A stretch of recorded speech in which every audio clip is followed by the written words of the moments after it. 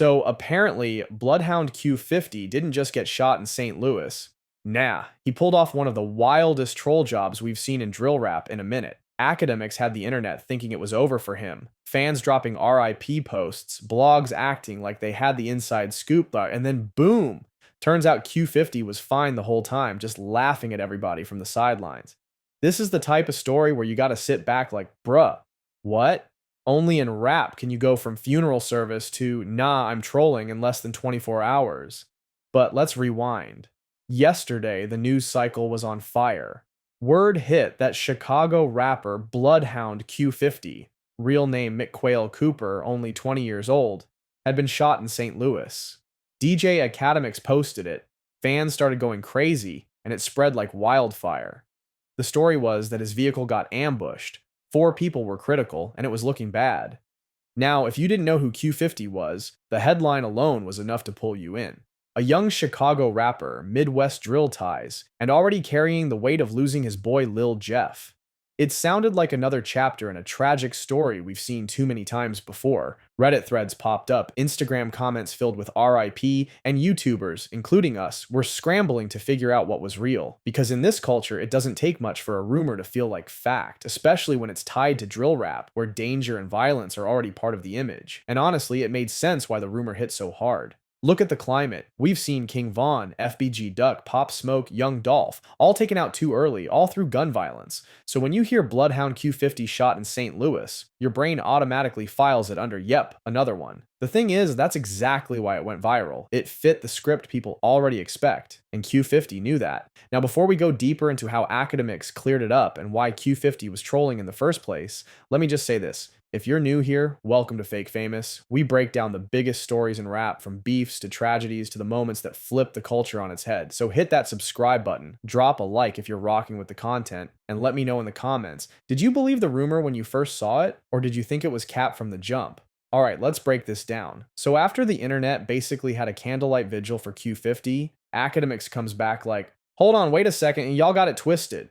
In his update, AK breaks it down. Bloodhound Q50 was never shot. His car wasn't hit. The dude wasn't laid up in a hospital bed. None of that. What actually happened? Q50 was trolling. Straight up. He leaned into the narrative that it was his vehicle, let people run with it, and just sat back watching the chaos unfold. Think about that for a second. The whole internet in panic mode. Fans crying. Rivals celebrating. And Q50's at home with his phone in his hand like, yeah, let's see how far this goes. That's next level troll energy. Now, Akademiks basically said Q50 was using the situation to clown his rivals. See, in drill culture, trolling ain't just jokes, it's strategy. Rappers will fake flex, fake beef, even fake injuries if it gets under their op's skin. Q50 played into that perfectly. By letting people think it was his car that got ambushed, he had his rivals thinking they scored a win. Then boom, next day he's alive, untouched, and laughing at them. That's mental warfare. But trolling like this comes with a heavy price. On one hand, it makes you go viral.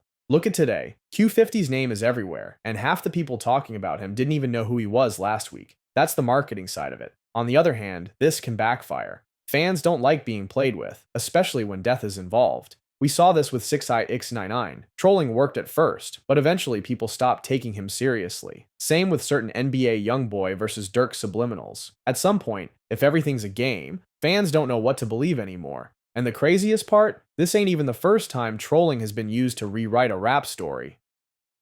6ix99 pulled up in Chicago, daring people to touch him. Soulja Boy swore he shot somebody in Atlanta. Even 50 Cent back in the day, trolling was half his marketing plan. He'd make his rivals look stupid before he even dropped music. So in a way, Q50's just carrying that same tradition into 2025. The difference is, he's doing it at the very start of his career. He's setting the tone early. I'm unpredictable, and I don't care if I gotta fake my own death to prove it. Now Ak called it for what it is. Trolling. And if anybody knows how to spot a troll in hip-hop, it's Akademiks. He's literally been covering this since the Chief Keef days, so when he says Q50 is just clowning, you can pretty much lock that in. The question becomes, was this genius marketing or was this reckless? Because while the internet eats up a troll, the streets don't always find it funny. Some people might see this as an open invitation to test him for real. So now that we know Q50 didn't actually get shot, let's talk about what this means for him, for his career, and for drill culture as a whole. First off, Q50 just pulled off the biggest visibility jump of his life. 24 hours ago, most casual rap fans didn't know his name. Today, everybody's saying Bloodhound Q50. That's priceless marketing. You can't pay for that kind of reach. For a young rapper still finding his lane, this type of buzz can put him on the map overnight. But here's the flip side: credibility. Drill rap is built on realness. Fans want to feel like what you rap about you've lived. That's why Chief Keef, G Herbo, King Von, they all had impact. People believed every word. So when Q50 trolls with fake shooting rumors, some fans are going to question whether he's authentic or just a clout chaser. That's a dangerous line to walk in drill, where authenticity is literally the brand. Now there's another layer: the streets. Rivals might laugh it off and feel embarrassed for getting played, or they might take it personal. In drill culture, trolling is almost like a chess move. It gets in your enemy's head. But chess can turn into checkers real quick if somebody decides they want payback for being clowned. For the culture overall, this moment shows how much the internet has changed the rap game. 10 years ago, a rapper couldn't fake a shooting and have the whole world talking the next day. Today, one IG post, one Akademiks upload, and boom, you've got global headlines. The speed is crazy. The real question is, how does Q50 use this moment? If he's smart, he drops music immediately. Ride the buzz while his name is hot. A single, a video, even a snippet. Whatever it takes. If he just keeps trolling without backing it up with music, people will move on. The internet's attention span is short. So in a weird way, this could either be the best thing that ever happened to him, or the beginning of a narrative where fans never take him serious. And in drill rap, you don't want to be the punchline. At the end of the day, Bloodhound Q50 just showed the world how quickly a rumor can spin into a headline.